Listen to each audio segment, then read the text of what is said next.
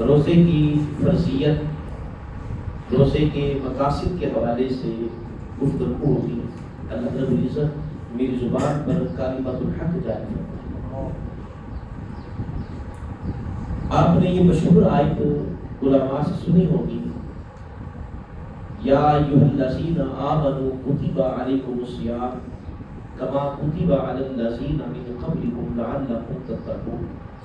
اے ایمان والو، تم پر روزے فرض کر دیے گئے جس طرح تم سے پہلی امتوں پر روزے فرض کیے تھے۔ لعلکم تتقون، روزہ فرض کرنے کا مقصد تاکہ تم پرہیزگار ہو جاؤ۔ فعدۃ من ایام اخر، ایام معدودات گنتی کے دن ہیں۔ فمن کان منکم مریضا او علی سفر فعدۃ من ایام اخر، تم میں سے جو مریض ہو یا مسافر ہو وہ دوسرے دنوں میں روزہ رکھ لے۔ وعلی الذین یطیقونہ فدیۃ طعام مسکین، اور جو فدیہ دینے کی طاقت رکھتا ہو وہ فدیہ دے دے۔ فمن تطوع خیرا فہو خیر لہ، اور جو فدیہ سے بڑھ کر نیکی کرے، جتنا فدیہ بنتا ہے اس سے کچھ زائد دے دے، بھلائی کرے تو یہ اس کے لیے بہتر ہے۔ وَأَن تَصُومُوا خَيْرٌ لَكُمْ، ہاں اگر تم روزہ رکھ لو گے تو یہ تمہارے لیے خوب بہتر ہے۔ إِن كُنتُمْ تَعْلَمُونَ، اگر تمہیں علم ہو۔ یہ آیات پڑھی جاتی ہیں روزے کی فرضیت کے حوالے سے، لیکن ایک تفسیر نگاہوں سے گزری اور پھر کچھ علماء کی آراء بھی اس حوالے سے دیکھی تو پتہ یہ چلا یہ تو عمومی حکم ہے روزے رکھنے کا۔ اس آیت مبارکہ میں ماہ رمضان کے روزوں کا ذکر نہیں ہے، اگرچہ اکثر علماء نے، اکثر سے مراد کہ 90% علماء نے اس آیت سے مراد ماہ رمضان کے روزے ہی لیے ہیں۔ ایک اور رائے جو آپ کے سامنے رکھنا چاہتا ہوں، ایک علمی بات ہے، کیونکہ یہاں پر اللہ رب العزت نے یہاں پر بھی ارشاد فرمایا کہ فمن کان منکم مریضا او علی سفر، تم میں سے جو مریض ہو یا مسافر ہو۔ پھر بالکل آگے بھی اگلی آیت میں بھی ذکر فرما رہا ہے کہ تم میں سے جو مریض ہو یا مسافر ہو۔ اب دو جگہوں پر بالکل ساتھ ساتھ مسافروں کے لیے اور مریضوں کے لیے گنجائش کا کچھ ذکر ہے۔ اگر ماہ رمضان کے روزوں کا ذکر ہوتا تو ایک ہی مرتبہ اللہ فرما دیتا تو کافی تھا کہ تم میں سے جو بیمار ہو یا مسافر ہو وہ دوسرے دنوں میں روزے رکھے، ایک دفعہ کہہ دیا کافی تھا۔ لیکن اللہ رب العزت نے آگے دوبارہ اسی چیز کا ذکر کیا، تو اس کا مطلب ہے کہ دونوں احکامات الگ الگ چیزوں کے لیے۔ تو ان روزوں سے کون سے روزے مراد ہیں اور جس آیت کی میں نے تلاوت کی اس سے مراد کون سے روزے ہیں؟ یہ جو ہے یا ایھا الذین آمنوا کتب علیکم الصیام، کہ تم پر روزے فرض کیے گئے، یہ ایک عمومی حکم ہے روزے کی فرضیت کا۔ اب وہ اس میں نفلی روزے بھی ہیں اور اس میں فرضی روزے بھی ہیں، اور اس میں جو نظر کا روزہ، جو روزہ واجب کر لیا جاتا ہے وہ بھی روزہ ہے، منت کا روزہ۔ ان روزوں سے اصل روزے مراد جو ایام 20 کے روزے تھے۔ اگر روزے کی تاریخ دیکھیں، ابتدا میں عاشورہ کے دن کا روزہ فرض تھا، 10 محرم الحرام کا۔ مدینہ تشریف لائے، یہودیوں کو دیکھا عاشورہ کے دن کا روزہ رکھتے ہیں، فرمایا کیوں رکھتے ہو؟ کہنے لگے کہ اللہ رب العزت نے اس دن ہمیں فرعون سے نجات دی تھی۔ آپ صلی اللہ علیہ وآلہ وسلم نے ارشاد فرمایا تمہاری بنسبت ہم موسیٰ کے زیادہ قریب ہیں، لہذا ہم بھی روزہ رکھیں گے۔ لیکن اگر ایک روزہ رکھتے تو یہودیوں کے ساتھ مشابہت ہو جاتی، تو فرمایا کہ ہم ایک نہیں، ہم 2 روزے رکھیں گے، 9 کا اور 10 کا، ہم یہ 2 روزے رکھیں گے۔ تو ابتدا میں صرف یہی روزہ تھا، یہ 2 روزے۔ پھر یہ حکم منسوخ ہوا، ایام 20 کے روزے ہر ماہ کی چاند کی 13، 14 اور 15 تاریخ کا روزہ فرض ہوا۔ ان کو ایام 20 اس لیے کہا جاتا ہے، 20 کا معنی روشن ہے، ابیض سفیدی۔ جو چاند کی جو 13 تاریخ ہوتی ہے چاند خوب روشن ہوتا ہے، 14ویں کا چاند، اور اسی طرح 15 تاریخ کا چاند، یہ روشن ہوتے ہیں۔ تو یہ 3 روزے تھے اور ہر مہینے تھے، تو لہٰذا ان 3 روزوں کو ایام 20 کا روزہ کہا جاتا ہے۔ اور یہاں پر اللہ رب العزت نے یہ بھی ذکر کیا جب ایام 20 کے روزوں کا ذکر کیا تو فرمایا کہ ایام معدودات کی گنتی کے دن ہے. اب جو لفظ معدودات ہے یہ ہے تو جمع لیکن جمع قلت ہے اور جمع قلت 2 سے لے کر 9 تک کے لیے بولی جاتی ہے. یہ جمع یہ عربی کا ضابطہ اور قانون ہے. معدودات ہے تو جمع یعنی واحد ہوتا ہے تسمیہ ہوتا ہے جمع ہوتا ہے تو ہے تو یہ جمع لیکن جمع کی بھی قسمیں ہوتی ہیں. جمع قلت ہوتی ہے جمع کثرت ہوتی ہے. تو یہ ایام معدودات کی جمع قلت ہے اور جمع قلت 2 سے لے کر 9 تک بولی جاتی ہے. تو ماہ رمضان کے 20 روزے ہیں.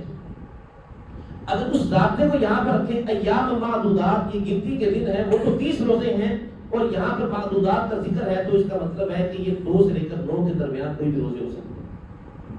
تو لہٰذا اس سے مراد ایام 20 کے روزے. اب اس کی وضاحت آگے بھی آ جائے گی. یہاں پر فرمائے فمن کان منکم مریضا او علی سفر فعدۃ من ایام اخر. جو بندہ مریض ہو یا مسافر ہو وہ بھی روزے نہ رکھے دنوں کے دوسرے دنوں میں روزے رکھتے.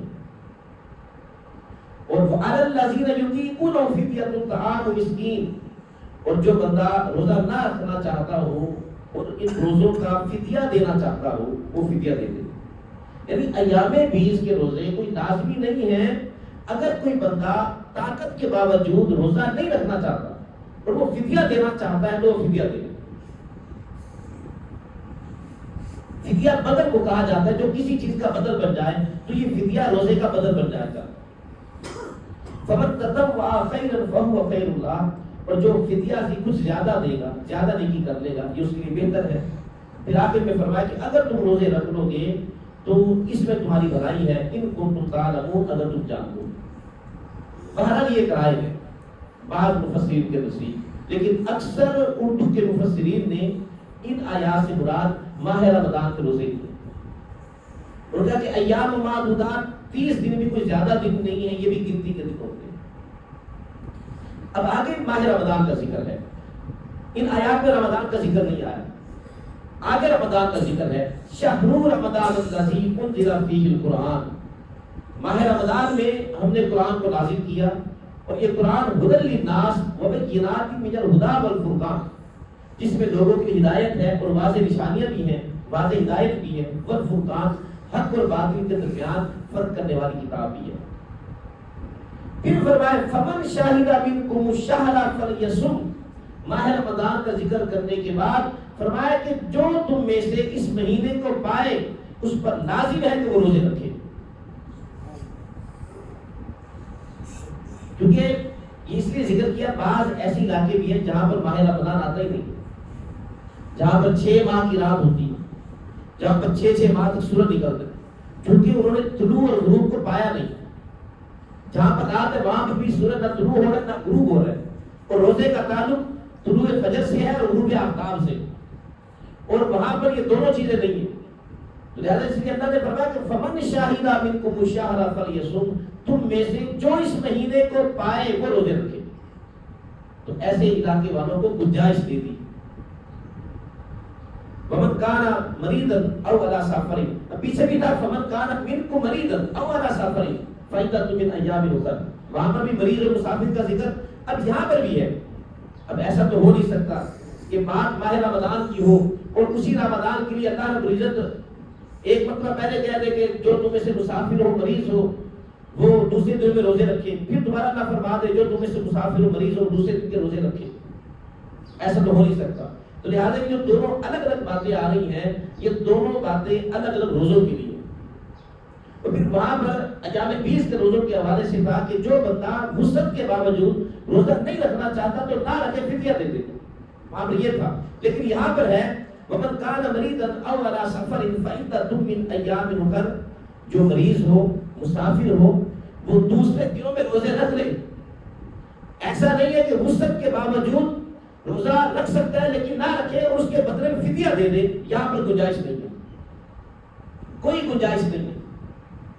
اب کیا کسی کے لیے کوئی گنجائش نہیں ہے؟ نہیں, یہاں پر کچھ تخفیف ہے.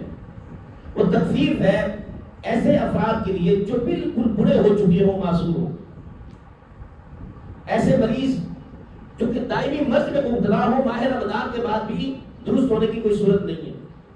جیسے کسی کو بہت زیادہ بلڈ پریشر کی بیماری ہے, بہت زیادہ شوگر کی آخری سٹیج ہے, اور ان کو تھوڑی تھوڑی دیر کے بعد کچھ کھانا پینا پڑتا ہے, نہ کھائیں پیئے تو ان کو مسئلہ بن جاتا ہے.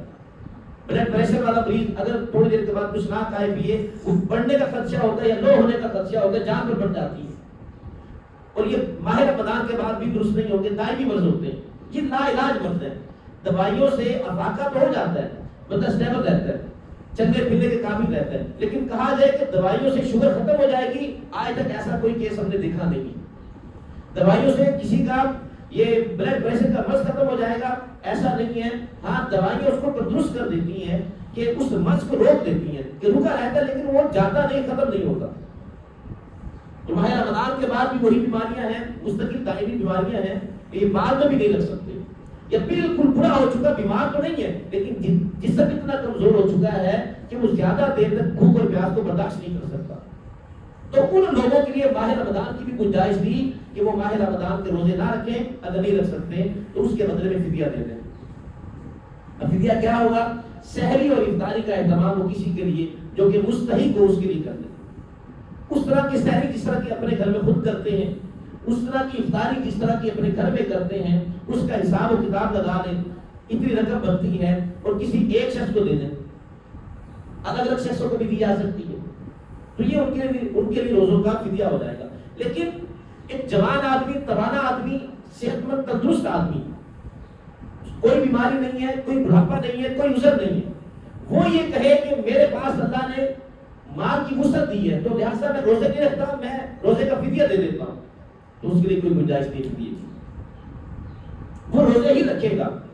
پچھلے روزوں میں ایام 20 میں اللہ نے گنجائش دی تھی, جو فدیہ دینا چاہے وہ فدیہ دے دے. لیکن ماہ رمضان کے روزوں میں اللہ رب العزت نے کوئی گنجائش نہیں دی. گنجائش صرف معذوروں کے لیے. پھر آگے فرمایا کہ جو ہم نے تمہیں سفر میں اور مرض کی حالت میں گنجائش دی ہے, اس لیے یرید اللہ بکم الیسر, اللہ تمہارے لیے آسانی چاہتا ہے, ولا یرید بکم العسر, تمہارے لیے تنگی نہیں چاہتا. لیکن مسلم شریف کے حدیث پاک ہے کہ جس نے حالت سفر پہ روزہ رکھا اس کی کوئی نیکی نہیں.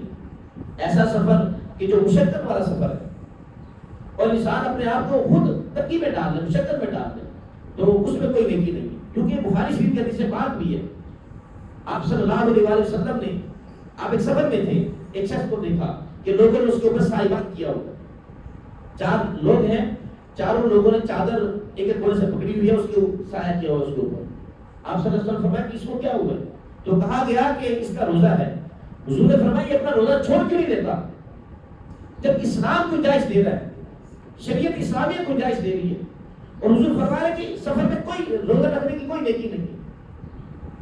تو لہٰذا اگر ایسا سفر ہے جو کہ شرعی سفر ہو اور مشقت والا سفر ہو, تو اب وہ بندہ روزہ نہ رکھے. جب آ جائے ماہ رمضان کے بعد روزہ رکھے, فدیہ نہیں دے گا, روزہ رکھنے کی طاقت رکھتا ہے تو وہ رمضان کے بعد روزہ رکھے گا. اسی طرح بعض لوگ بڑے سخت مزاج بن جاتے ہیں, بخار ہے, شدید بیمار ہے, لیکن وہ کہتے ہیں کہ ہمیں روزہ رکھنا ہے. ٹھیک ہے, آپ رکھنا چاہتے ہیں, آپ کا شوق ہے, لیکن تقوی اس چیز کا بھی نام نہیں ہے کہ کوئی بندہ اپنے آپ کو ہلاکت میں ڈالے. اس چیز کا نام تقوی نہیں ہے. بعض لوگوں نے تقوی کا غلط معنی لیا ہوگا, اس کے آگے مزید وضاحت آئے گی, جب آئے گی بس کی وضاحت کروں گا. تو تقوی کا غلط مفہوم لیا ہوگا. یہ تقوی نہیں ہے کہ آپ مرنے کے قریب ہیں, شدید بیمار ہیں اور اپنے آپ کو مشقت میں ڈال دیں, اور اگر اس وجہ سے موت واقع ہو گئی تو پھر اللہ نے فرمایا کہ وَلَا تُهْلِكُوا بِأَيْدِيكُمْ إِلَى التَّهْلُكَةِ, اپنے آپ کو ہلاکت میں نہ ڈالو. تو اللہ رب العزت ہمارے لیے آسانیاں چاہتا ہے. اسی طرح آپ صلی اللہ علیہ وآلہ وسلم ایک غزوہ تھا اور منع فرما دیا کہ جن لوگوں نے روزے رکھے ہیں وہ اپنے روزے کھول لیں.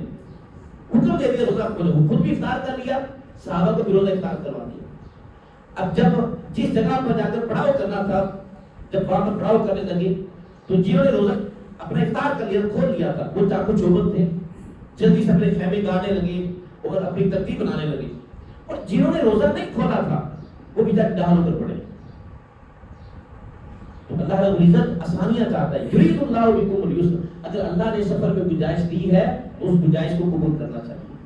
اگر سفر مشقت والا ہے، یہ بھی یاد رکھیے گا۔ لہٰذا فرمایا کہ وَلِتُكْمِلُوا الْعِدَّةَ، اور یہ جو مدت ہے 30 دنوں کی مدت، اس کو پورا کرو۔ اب 29 دن کے روزے ہوں تو 29 دن کے روزے رکھو، 30 ہے، 30 ماہ رمضان 30 کا ہے تو 30 روزے مکمل کرو۔ آپ صلی اللہ علیہ وسلم کی زندگی میں 9 رمضان آئے اور ان میں 7 رمضان 29 کے تھے، 2 رمضان 30 کے تھے، لیکن یاد رکھیے گا ماہ رمضان چاہے 29 کا ہو، اجر و ثواب 30 روزوں کا ملے گا، کیونکہ یہ اللہ کی طرف سے۔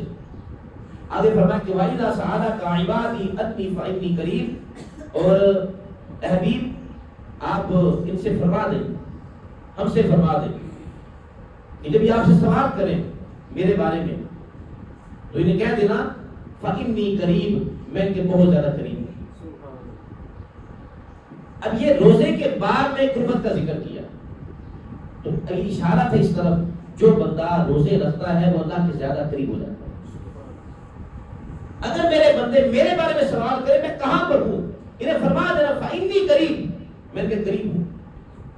ایک اور جگہ پر فرمایا کہ نَحْنُ أَقْرَبُ إِلَيْهِ مِنْ حَبْلِ الْوَرِيدِ، میں تمہاری شاہرگ سے بھی زیادہ قریب ہوں۔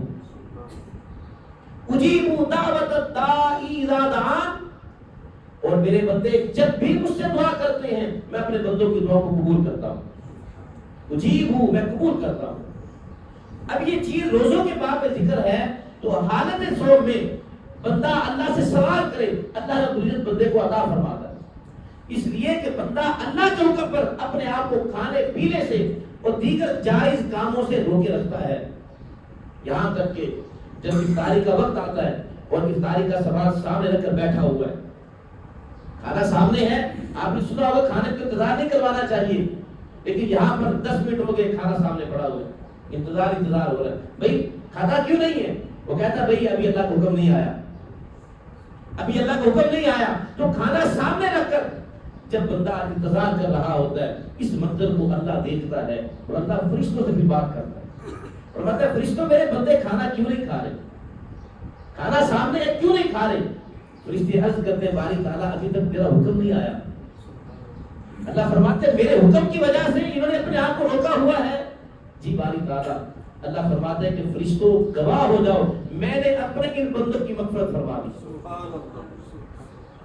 ان بندوں کی بخشش کر دی۔ تو افطاری کا سامان سامنے رکھ کر انتظار کرنا چاہیے۔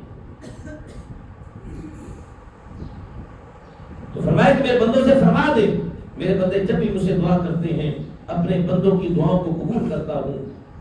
فَلْيَسْتَجِيبُوا لِي وَلْيُؤْمِنُوا بِي، مجھ پر ایمان لے کر لعلہم یرشدون، تاکہ یہ سیدھے راستے پر اپنے آپ کو گامزن کرنے ہدایت پا جائیں۔ احل لکم لیلۃ الصیام، اب مزید یہاں پر روزوں کی وضاحت ہو رہی ہے۔ احل لکم لیلۃ الصیام الرفث الی نسائکم، ماہ رمضان کی راتیں تمہارے لیے حلال کر دی گئی۔ ابتدا میں ماہ رمضان کی راتیں حلال نہیں تھی، شوہروں کا بیویوں کے پاس جانا یہ حلال نہیں تھا ابتدائی رمضان میں، لیکن اللہ رب العزت نے پھر اپنے بندوں کا تخفیف فرمائی، فرمایا کہ ماہ رمضان کی راتیں بھی ہم نے تمہارے لیے حلال کر دی ہیں۔ ہن لباس لکم وانتم لباس لہن، تمہاری بیویاں تمہارا لباس ہے، تم اپنی بیویوں کا لباس ہو۔ جب انسان لباس پہن لیتا ہے تو وہ بدن اور لباس میں کوئی فرق نہیں رہتا، کوئی دوری نہیں رہتی، تو میاں بیوی کو ایک دوسرے کا لباس کہا اور فرمایا کہ علم اللہ انکم کنتم تختانون انفسکم، اللہ جانتا ہے جو تم اپنی جانوں سے خیانت کر بیٹھتے ہو۔ بعض افراد تھے ماہ رمضان کی راتوں میں وہ بیویوں کے پاس چلے گئے، اب وہ شرمندہ بھی تھے یہ ہم سے کیا ہو گیا، تو اللہ نے اس منظر کا ذکر کیا، اللہ جانتا ہے جو تم اپنی جانوں سے خیانت کر بیٹھے ہو، فتاب علیکم، اس نے تمہاری توبہ کو قبول فرمایا، وعفا عنکم، اور اس نے تمہیں معاف کر دیا۔ فَالْآنَ بَاشِرُوهُنَّ وَابْتَغُوا مَا كَتَبَ اللَّهُ لَكُمْ، ہاں اب تمہیں اجازت دیتی ہے، وَابْتَغُوا مَا كَتَبَ اللَّهُ لَكُمْ، جو اللہ نے تم پر لازم کر دیا ہے اس کا فضل تلاش کرو، وَكُلُوا وَاشْرَبُوا، اور ساری رات کھاتے پیتے رہو، رات تمہاری حلال ہے، کھانا پینا رات کو تیسرے پر اٹھ کر کھا لو، آدھی رات کو اٹھ کر کھا لو، وَكُلُوا وَاشْرَبُوا، کھاؤ اور پیو، حتی یتبین لکم الخیط الابیض من الخیط الاسود، یہاں تک کہ سفید دھاگا سیاہ دھاگے سے ممتاز ہو جائے.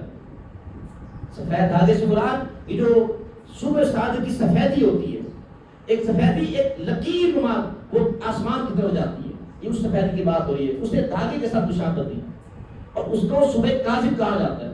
اس کا مطلب یہ ہوتا ہے اب صبح قریب قریب ہے، پھر بعد میں روشنی پھیلاؤ میں سے پھیلتی ہے سفیدی، اس کو کہا جاتا ہے صبح صادق. اس کی بات ہو رہی ہے. فرمایا کہ رات بھر کھاتے پیتے رہو یہاں تک کہ سفید دھاگا سیاہ دھاگے سے ممتاز ہو جائے. ثم اتموا الصیام الی اللیل، اب صبح ہو گئی ہے، اب تم نے روزہ رکھ لیا، صبح صادق کی ابتدا ہو گئی، اب دن شروع ہو گیا، روزہ ہے. ثم اتموا الصیام الی اللیل، اپنے روزے کو رات تک بھی پورا کرنا ہے. اور تمام مکاتب فکر سوائے اہل تشیع حضرات کے، رات کی ابتدا جیسے ہی سورج غروب ہوتا ہے ہو جاتی ہے. سورج غروب ہوا، رات کی ابتدا ہو گئی. اہل تشیع حضرات کے ہاں جب تک مکمل اندھیرا نہ چھا جائے، وہ کہتے ہیں کہ خدا کا حکم ہے ثم اتموا الصیام الی اللیل، رات کا ذکر ہے، رات تک روزے کو پورا کرو. تو لہٰذا وہ دیر تک وہ انتظار کرتے ہیں، پھر اندھیرا چھا جاتا ہے، اس وقت جا کے روزہ افطار کرتے ہیں. لیکن یہاں پر بھی یہ دیکھیے بھی سختی ہے. ہم نے شروع میں پڑھا کہ اللہ تمہارے لیے آسانیاں چاہتا ہے. یہ ہے اپنے آپ کو مشقت میں ڈالنا کہ جب افطاری کا وقت ہو گیا ہے اور اس پر امت کا اجماع ہے، پھر آپ اور میں کون ہوتے ہیں ہم کہیں کہ ہم رات دیر تک ہم یہ جا کے روزہ کھولیں گے؟ یہ کوئی تقویٰ نہیں ہے. بلکہ ایک حدیث پاک میں جب تک تم لوگ سحری میں دیر اور افطاری میں جلدی کرتے رہو گے اس وقت تک تم ہدایت پر رہو گے. اس کا مطلب یہ ہے کہ تم نے تم نے شریعت اسلامیہ کی پابندی کی، اس پابندی کی وجہ سے تم ہدایت کے راستے پر گامزن رہو گے. تو بلا وجہ اپنے اوپر سختی یا شدت کو اختیار نہیں کرنا چاہیے. اور پھر فرمایا کہ وَلَا تُبَاشِرُوهُنَّ وَأَنْتُمْ عَاكِفُونَ فِي الْمَسَاجِدِ.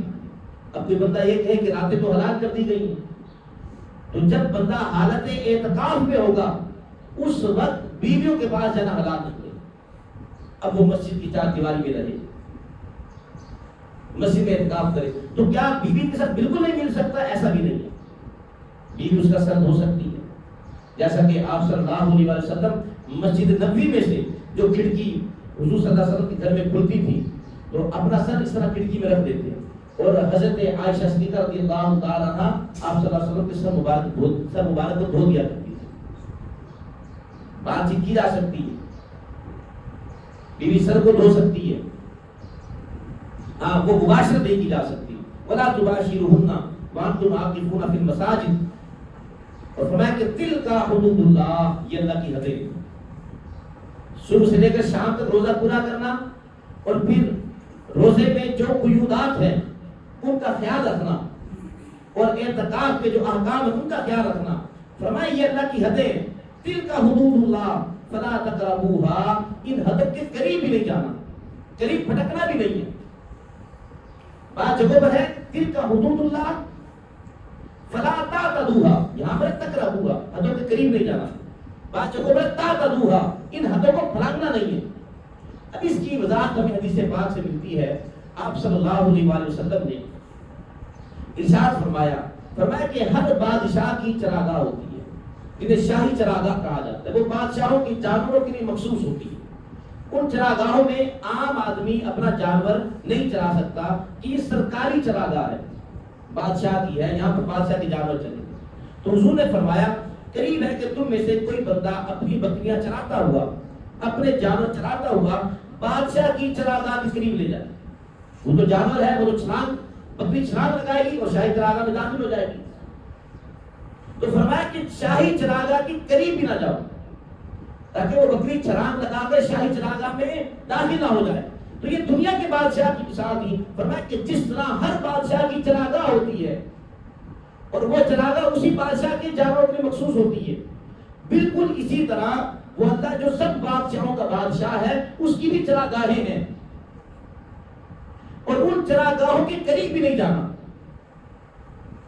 اب وہ چراگاہیں کیا؟ جیسے اللہ رب العزت نے ہمیں منع فرما دیا، خبردار یہ ریڈ لائن ہے، کہ اس کو تم نے کراس نہیں کرنا، بدکاری ہے اس کے آگے تم نے جانا نہیں ہے، یہ زنا تمہارے لیے ریڈ لائن ہے، اس کو کراس نہیں کرنا، چوری ریڈ لائن ہے، اس کو کراس نہیں کرنا، یہ اللہ کی حد ہے، تکبر نہیں کرنا یہ تمہاری ریڈ لائن ہے، اس کو کراس نہیں کرنا، یہ اللہ کی حد ہے۔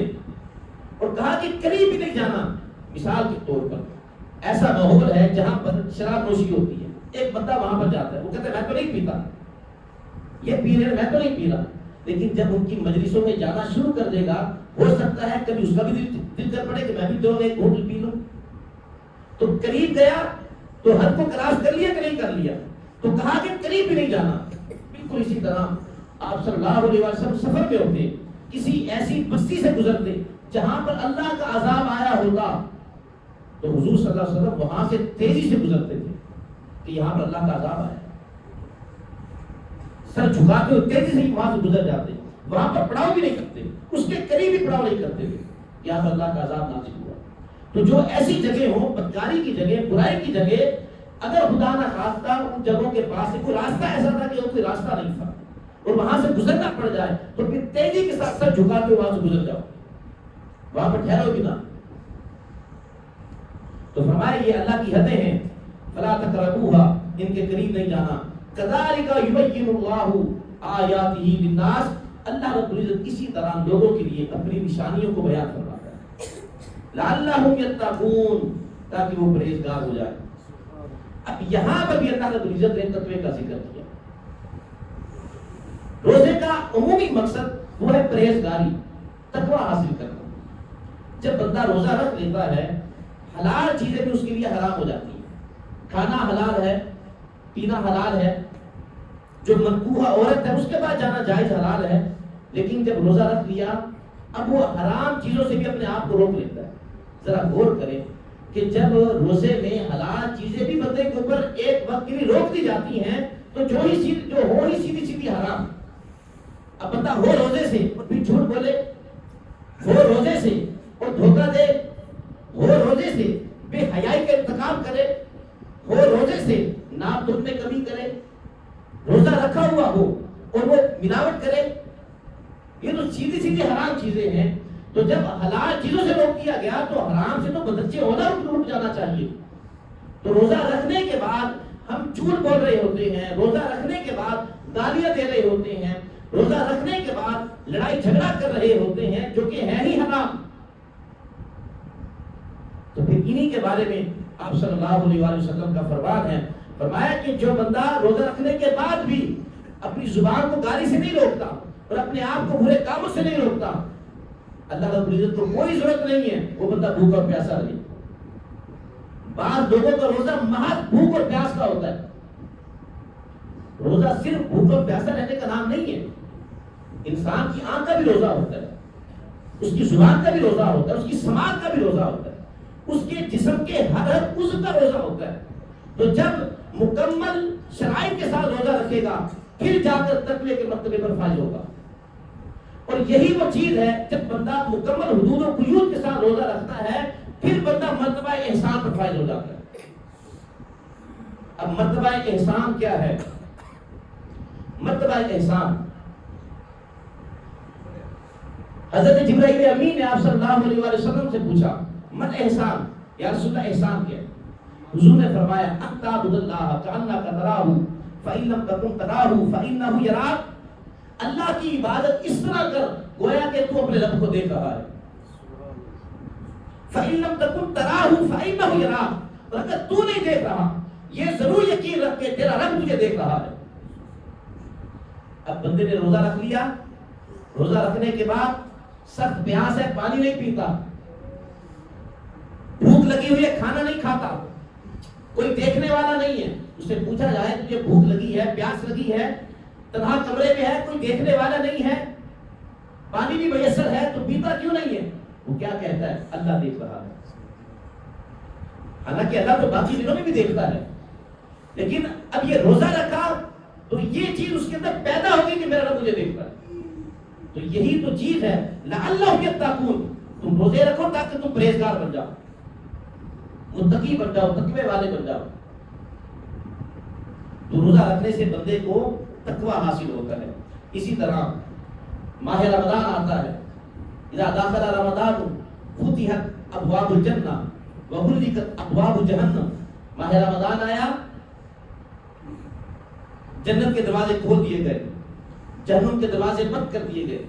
جو انسان ایک اصلی دشمن ہے، جب انسان کی تخلیق ہوئی تھی اس وقت سے وہ انسان کا دشمن بن گیا تھا، اصلی دشمن۔ جا رمضان سلسلۃ الشیاطین، اب شیطانوں کو بھی جکڑ دیا گیا، گویا کہ سارے راستے انسان کے لیے جنت میں جانے کے لیے کھول دیے گئے کہ بندے یہ جنت کا راستہ ہے۔ دشمن کو بھی قید کر دیا، جہنم کے دروازے بند کر دیے، اب تو جنت میں داخل ہو جائے۔ وسلسلۃ الشیاطین، شیطانوں کو جکڑ دیا گیا، لیکن پھر بھی گناہ ہو رہے ہیں۔ عام طور پر انسان گناہ کرتا ہے تو کہتا ہے مجھے شیطان نے بہکا دیا، لیکن ماہ رمضان میں تو شیطان قید ہے، اب یہ کسے الزام دے گا؟ چلے جب آدم علیہ السلام کو سجدہ کرنے کا حکم دیا گیا کہ تمام فرشتے آدم کو سجدہ کرو، شیطان کو بھی کہا کہ تم بھی سجدہ کر، لیکن اس نے انکار کر دیا۔ اس وقت کوئی دوسرا شیطان موجود نہیں تھا، تو پھر شیطان کو کس نے بہکایا؟ شیطان کو اس کے اپنے نفس نے بہکایا، اس کی انا نے، اس کی میں نے، اس نے کہا انا خیر منہ، میں اس سے بہتر ہوں۔ تو انسان گناہ کب کرتا ہے؟ جب نفس شیطان کے ساتھ شامل ہو جائے۔ اب شیطان تو قید کر دیا گیا، لیکن نفس ابھی بھی آزاد ہے، ابھی اس کو قید کرنا ہے۔ کہ نفس کی وجہ سے گناہ ہو رہے ہوتے ہیں، کیونکہ کہ دل چاہتا ہے تو انسان گناہ کرتا ہے، دل چاہتا ہے تو شیطان انسان سے گناہ کرواتا ہے۔ اگر دل نہ چاہے تو شیطان کی جرأت نہیں ہے وہ بندے سے گناہ کروا دے۔ اب یہ دیکھیں سامنے مرغن غذائیں پڑی ہوئی ہیں، لذیذ قسم کے کھانے پڑے ہوئے ہیں، لیکن انسان کھاتا نہیں ہے۔ کیوں نہیں کھاتے؟ یار میرا دل نہیں چاہ رہا، کھانے لذیذ سامنے پڑے، دل نہیں چاہ رہا۔ آسمان پر ستارے چمک رہے ہیں، انسان نگاہ اٹھا کر دیکھتا نہیں ہے، کیوں نہیں دیکھ رہے؟ یا دل نہیں چاہ رہا۔ لوگ جاتے سفر کر کے کہکشائیں دیکھنے، آبشاریں دیکھنے، پہاڑ دیکھنے، ایک بندہ وہاں پر موجود ہو کر آبشار کو دیکھتا نہیں ہے، یا تو کیوں نہیں دیکھ رہا؟ میرا دل نہیں چاہ رہا۔ تو انسان کا پورا بدن یہ تابع ہوتا ہے دل کے، کہ دل چاہے تو یہ کرتے ہیں، دل نہ چاہے نگاہ اٹھتی نہیں ہے، دل نہ چاہے کان بھی گانا نہیں سنتے، دل نہ چاہے انسان کی زبان گالی نہیں دیتی، دل نہ چاہے انسان کسی کا گریبان نہیں پکڑتا، دل نہ چاہے انسان کسی کو دھوکہ نہیں دیتا۔ تو دیکھ لیں انسان کی سماعت، انسان کی بصارت اور انسان کی زبان، انسان کے اعضائے بدنیاں، یہ تابع کس کے؟ دل کے۔ اور اگر دل تابع ہو جائے شیطان کے، اور اگر دل تابع ہو جائے شیطان کے، پھر تو سارے کام شیطانی ہوں گے۔ تو لہذا شیطان تو قید ہے، لیکن جو نفسانی خواہشات ہیں ابھی تک ان پر قابو نہیں پایا۔ اب انہیں بھی تو قابو کرنا ہے۔ انہیں قابو کرنے کے لیے اب جو قلندر لاہوری رحمت اللہ علیہ، وہ اپنے روحانی پیر و مرشد شیخ جلال الدین مولائے روم رحمت اللہ علیہ، ان کے حوالے سے ایک قول ذکر کرتے ہیں۔ مولائے روم رحمت اللہ علیہ آپ ذکر کرتے ہیں شیخ فرید الدین عطار رحمت اللہ علیہ کا۔ اور فرید الدین عطار کون ہے؟ مولائے روم فرماتے ہیں کہ اس کے حقیقی کے 7 شہر ہیں، 7 شہر ہیں، اور جناب مولانا فرید الدین رحمت اللہ علیہ نے وہ 7 کے 7 اس کے حقیقی کے شہروں کو پار کر لیا ہے۔ یہ فرید الدین عطار ہے، اور مولائے روم کہتے ہیں ابھی تک ان شہروں کے پہلے شہر کی پہلی گلی کے نکڑ پر میں کھڑا ہوں، اور فرید الدین عطار نے وہ 7 کے 7 شہر وہ پار کر لیے ہیں۔ اب فرید الدین عطار رحمت اللہ علیہ نفس کو قابو کرنے کے لیے جو چیزیں بتاتے ہیں، آپ فرماتے ہیں نفس نہیں مرتا، ہاں 3 چیزیں لے کر نفس پر ٹوٹ پڑو۔ خنجر خاموشی شمشیر جو، خاموشی کا خنجر، شمشیر جو بھوک کی تلوار، اور نیزہ تنہائی ترک ہجوم، اور تنہائی کا نیزہ۔ خاموشی کا خنجر بھوک کی تلوار اور تنہائی کا نیزہ، یہ تین چیزیں لے کر نفس پر ٹوٹ پڑو، یہ مر جائے گا۔ اب انسان خاموش ہے کیونکہ بہت ساری غلطیاں، بہت سارے گناہ یہ زبان کرواتی ہے۔ حضور نے فرمایا کہ جو بندہ خاموش رہا وہ نجات پا گیا۔ اور ایک حدیث پاک میں جو شخص مجھے، جو اس کے دو جبڑوں کے درمیان ہے یعنی زبان، اس کی ضمانت دے، اور جو اس کی دو ٹانگوں کے درمیان ہے، جو اس کی عزت کی حفاظت کرتی ہے، فرمایا اس کی ضمانت دے، میں محمد عربی اسے جنت کی ضمانت دیتا ہوں۔ اب روزہ رکھ لیا، اب کوشش کی جائے اب زبان کا بھی روزہ ہونا چاہیے، نفس کنٹرول میں آ جائے گا۔ اسی طرح فرمایا کہ بھوک کی تلوار، جب انسان کا نفس سیر ہو اور اس کے اوپر بھوک کے کوئی اثرات نہ ہو تو انسان کو گناہ پر ابھارتا ہے۔ جب ہر چیز میسر ہو، لیکن جب نفس کو بھوکا پیاسا رکھا جائے، نفس کو بھوکا رکھا جائے، ابھی انسان کے اندر کمزوریاں پیدا کرتا ہے۔ حضور صلی اللہ علیہ وآلہ وسلم نے ارشاد فرمایا کہ اے نوجوانوں کو گروہ، تم میں سے جو نکاح کرنے کی طاقت رکھتا ہے وہ نکاح کرے، اور جو نکاح کی طاقت نہیں رکھتا وہ روزے رکھے، اس لیے کہ روزہ انسان کی شہوت کو ختم کرتا ہے۔ تو فرمایا کہ نفس کو بھوکا رکھو۔ اور تیسری چیز تنہائی کا نیزہ، تنہائی ہونی چاہیے۔ جتنے ہجوم میں ہوگا، جتنی زیادہ باتیں ہوگی، ہو سکتا ہے کہ کوئی غلط بات مجھ سے نکل جائے، کوئی جھوٹ نکل جائے، کسی کی غیبت ہو جائے، یہ لوگوں کے ہجوم میں ہے، خود غیبت نہیں کر رہا لیکن دوسرے کر رہے ہیں اور ان کی غیبتوں کو سن رہا ہے، تو تب بھی کسی نہ کسی طریقے سے گناہ میں ملوث ہو جائے گا۔ تو یہ تین چیزیں اختیار کرنے نفس مر جاتا ہے۔ اس کو بھوکا رکھیں، تنہائی میں رہیں اور خاموش رہیں۔ تو جب یہ تین چیزیں اختیار کر لیں گے تو پھر لعلہم یتقون، تم متقی بن جاؤ گے۔ حضرت با یزید بستامی رحمۃ اللہ علیہ ایک دن اپنے آپ سے، اپنے نفس سے سوال کرنے لگے، کہا میں نے تجھے بڑی سزائیں دی ہیں، میں نے تجھے بڑا بھوکا رکھا ہے، تجھے میں بھوکا بھی رکھتا ہوں، تجھے میں سزائیں دیتا ہوں، تیری خواہشات پر چلتا نہیں ہے، لیکن تو پھر بھی اتنا تگڑا ہے، تو کیا کرتا ہے؟ اندر سے آواز آئی، با یزید جب تو گلیوں میں چلتا ہے اور لوگ تیری طرف اشارہ کرتے ہیں یہ با یزید بستامی جا رہے ہیں، تو خوش ہوتا ہے، تو بس یہی چیز مجھے جری کر دیتی ہے۔ تو انسان کا نفس چاہتا ہے کہ اس کی تعریف کی جائے، تو با یزید جب تو باہر نکلتا ہے اور تیری تعریف ہوتی ہے، تیرا نفس خوش ہوتا ہے اور یہ چیز اس کو طاقت دیتی ہے۔ تو انسان گناہ اس وقت تک نہیں کرتا جب تک نفس نہ چاہے۔ وہ ایک مثال ہے، گاؤں میں چوری ہو، اب لوگ آ جاتے ہیں، سیانے بھی آ جاتے ہیں، اب ہر ایک کی مختلف رائے ہوتی ہے، چور کیسے آیا، کوئی کہتا ہے اس طرح آیا ہوگا، کوئی کہتا ہے اس وقت آیا تھا، کوئی کہتا ہے یہاں سے بھاگا، وہ اس طرح آیا، ہر ایک کی مختلف رائے ہوتی ہے، لیکن ایک رائے پر سارے متفق ہوتے ہیں، اور وہ رائے یہ ہوتی ہے چور آیا باہر سے، بھیتی کوئی اندر کا ہے۔ اگر کوئی اندر کا آدمی شامل نہ ہوتا تو چور کو نہیں، چور کبھی بھی نہ آتا یہاں پر، تو بھیتی اندر کا ہے، تو شیطان ہے باہر کا چور، اندر کا چور نفس ہے۔ اگر یہ نفس شیطان کے ساتھ شامل نہ ہو، یہ شامل نہ ہو تو شیطان کی جرأت نہیں، اس کی ماں مر جائے، وہ بندے سے گناہ کروا نہیں سکتا، یہ بڑا شاطر ہے۔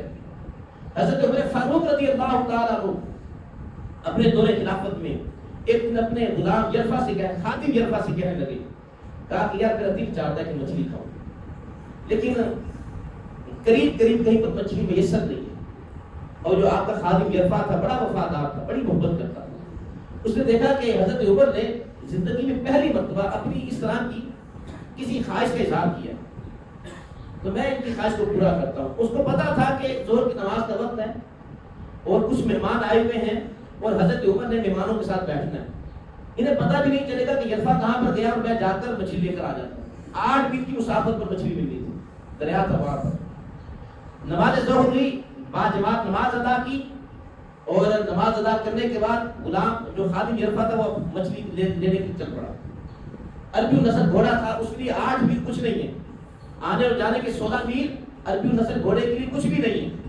گھوڑے کو تیز دوڑایا تاکہ عصر کی نماز سے پہلے میں پہنچ بھی جاؤں، مچھلی کو بھی تو پکڑنا ہے نا، کچھ وقت وہاں پر بھی لگنا ہے۔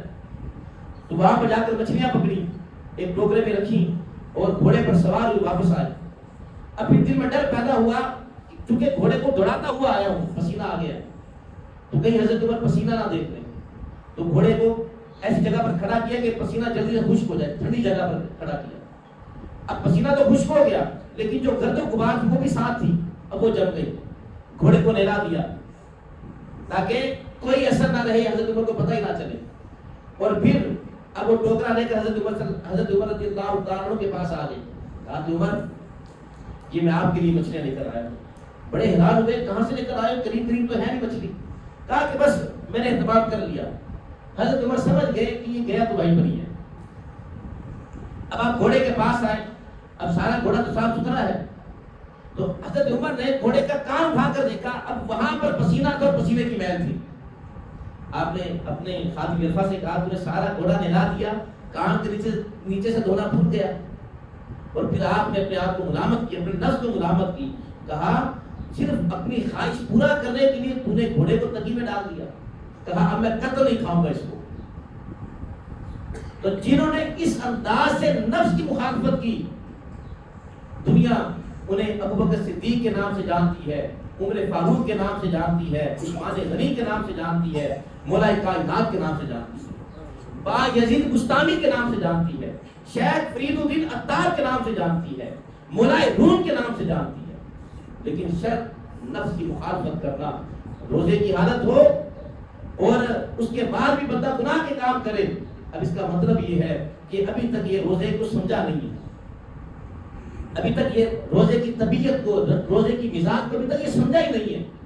یہ کیسے ہو سکتا ہے جب یہ یقین قابل ہو کہ میرا رب مجھے دیکھ رہا ہے اور پھر بندہ گناہ کرے.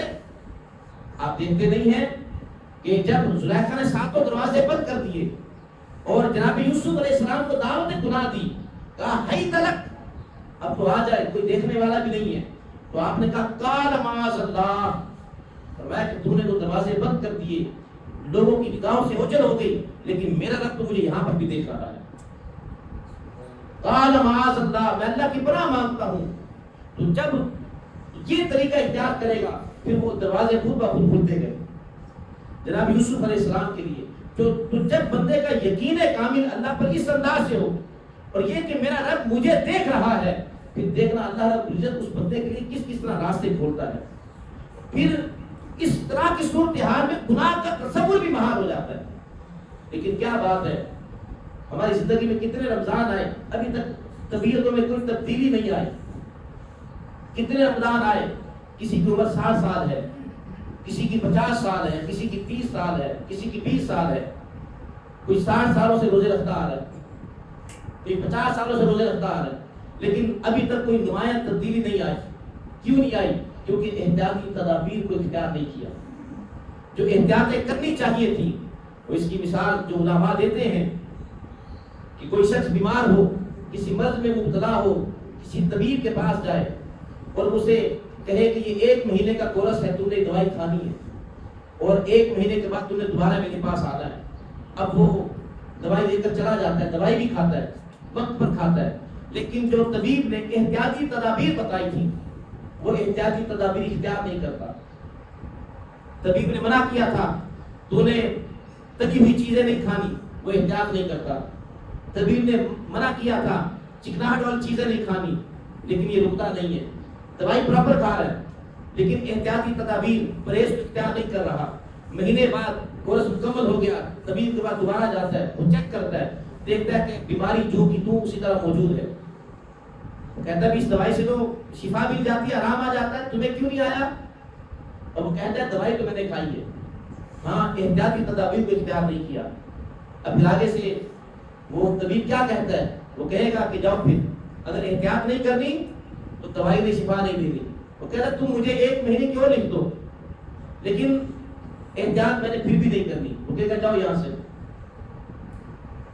جب تمہیں احتیاط ہی نہیں کرنی، دوائی کھاتا بھی رہے، آرام نہیں آنا. بالکل اسی طرح صبح سے لے کر شام تک بھوکا پیاسا رہے لیکن احتیاطی تدابیر کو اختیار نہ کریں، کچھ بھی کر لیں، تو پھر جس طرح ماہ رمضان سے 1 دن قبل جس جگہ پر کھڑے تھے، ماہ رمضان گزرنے کے بعد بھی ہم وہیں پر ہی ہوں گے.